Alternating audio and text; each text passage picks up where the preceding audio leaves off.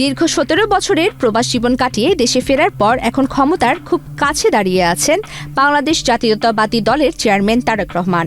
আগামী বৃহস্পতিবারের নির্বাচনে প্রধানমন্ত্রী পদের লড়াইয়ে জনমত জরিপে তিনি বেশ এগিয়ে। তবে এই প্রত্যাবর্তনের আনন্দ ছাপিয়ে তার রাজনৈতিক দূরদর্শিতা, দলের শৃঙ্খলা এবং আগামীর পরিকল্পনা নিয়ে নানা মহলে চলছে চুলচেরা বিশ্লেষণ। সম্প্রতি আল জাজিরাও তাকে নিয়ে বিশ্লেষণধর্মী প্রতিবেদন প্রকাশ করেছে। নির্বাচনী প্রচারণায় জনসমর্থন তুঙ্গে থাকলেও দলের ভেতর অস্থিরতা স্পষ্ট। ৩০০ আসনের মধ্যে ৭৯টিতে ৯২ জন বিদ্রোহী প্রার্থী বিএনপির মনোনীতদের বিরুদ্ধে লড়ছে। ওয়ালটন বিএলডিসি ফ্যান খরচ বাঁচে ৬৫% পর্যন্ত। ওয়ালটন বিএলডিসি ফ্যান ছড়ায় স্বস্তির সবুজ হাওয়া।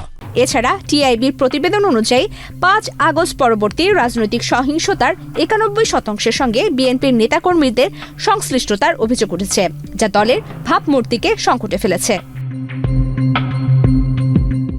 তারেক রহমান ঘোষিত ৫১ দফার ইশতেহারে ফ্যামিলি কার্ড ও স্নাতক পর্যন্ত নারীদের বিনামূল্যে শিক্ষার মতো জনকল্যাণমুখী উদ্যোগ থাকলেও তা নিয়ে বিতর্ক কম নয়। ফরিদপুরে সয়াবিন উৎপাদন নিয়ে ভুল তথ্য এবং চট্টগ্রামে বাণিজ্যিক রাজধানী ঘোষণার পুনরাবৃত্তি নিয়ে সমালোচকরা তার প্রস্তুতির ঘাটতি দেখছেন।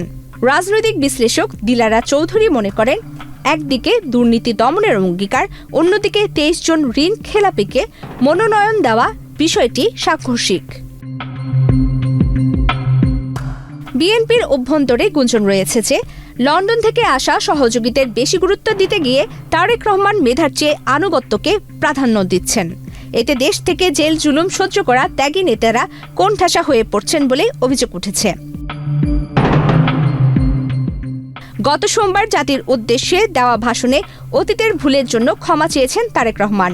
তিনি বলেন, অতীতের শাসন আমলে কোনো অনিচ্ছাকৃত ভুল হয়ে থাকলে আমি দুঃখিত। রাষ্ট্র পরিচালনায় মেধার গুরুত্ব ও জবাবদিহির আশ্বাস দিয়ে তিনি ইতিবাচক রাজনীতির ইঙ্গিত দিয়েছেন। ১২ ফেব্রুয়ারি নির্বাচনই প্রমাণ করবে নতুন প্রজন্মের ভোটারদের কাছে তারেক রহমান কাঙ্ক্ষিত পরিবর্তন হিসেবে নিজেকে প্রতিষ্ঠিত করতে পারেন কিনা। প্রমিতি কিবরিয়া ইসলাম, বাংলাদেশ প্রতিদিন।